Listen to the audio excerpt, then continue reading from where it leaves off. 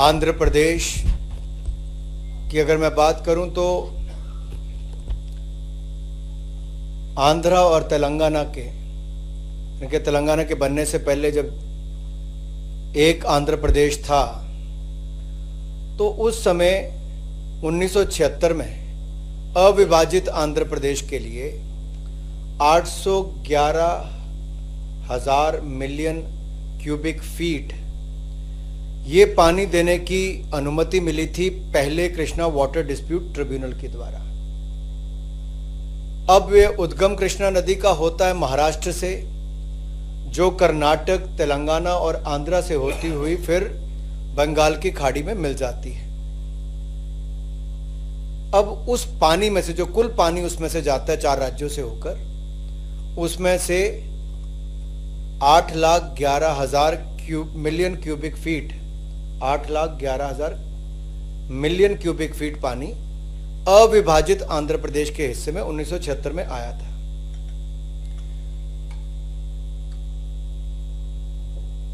आंध्र प्रदेश, कर्नाटक और महाराष्ट्र ने 2004 में कंप्लेंट की केंद्र सरकार के पास और interstate river water dispute act 1956 के अंतर्गत फिर second Krishna water dispute tribunal का गठन किया गया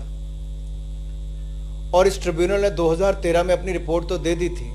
लेकिन उस समय आंध्र की सरकार कोर्ट चले गई और सुप्रीम कोर्ट ने उस पर स्टे दे दी और पब्लिश रिपोर्ट नहीं हो पाई। अब 2014 के बाद तेलंगाना राज्य का गठन भी हुआ और इसके चलते वाटर एलोकेशन नहीं हो पाया। एक बार फिर जब इसके ट्रिब्यूनल को एक्सटेंशन दी गई 31 मार्च 2024 तक, उससे पहले फिर कोर्ट गए जहां पर उन्होंने कहा कि स्पेसिफिक स्टेट वाइज एलोकेशन करना चाहिए और उस पर भी उनको कोई राहत नहीं मिल पाई। अब की बार तेलंगाना और आंध्र प्रदेश ने चारों राज्यों के बीच से गुजरने वाली कृष्णा नदी के जल बंटवारे को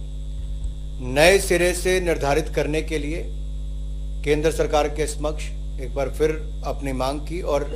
second Krishna water dispute tribunal को अप्रोच किया। ट्रिब्यूनल ने 2016 में जो इनकी मांग थी वो आंध्र प्रदेश रीऑर्गेनाइजेशन एक्ट के अंतर्गत खारिज कर दी थी, इसके रेफरेंस को खारिज कर दिया था। अब जब 2018 में तेलंगाना सरकार ने केवल आंध्र प्रदेश और तेलंगाना के बीच जल बंटवारे को सीमित विषय पर भारत सरकार के समक्ष नई कंप्लेंट दायर की है तथा सुप्रीम कोर्ट में दायर अपनी रिट याचिका वापस कर ली, तो इसी परिप्रेक्ष्य में second Krishna water dispute tribunal ने आंध्र प्रदेश और तेलंगाना के बीच कृष्णा नदी जल विवाद के बंटवारे के लिए समाधान के लिए नए टर्म ऑफ रेफरेंस देने का निर्णय लिया है। इसके अंतर्गत ट्रिब्यूनल अविभाजित आंध्र प्रदेश को कृष्णा नदी से आवंटित जल में से दोनों राज्यों के लिए बंटवारा करेगा जल का, और ये दोनों राज्यों में कार्यरत या निर्माणाधीन या भविष्य के लिए जो प्रस्तावित प्रोजेक्ट्स के लिए प्रोजेक्ट वाइज वाटर एलोकेशन करेगा।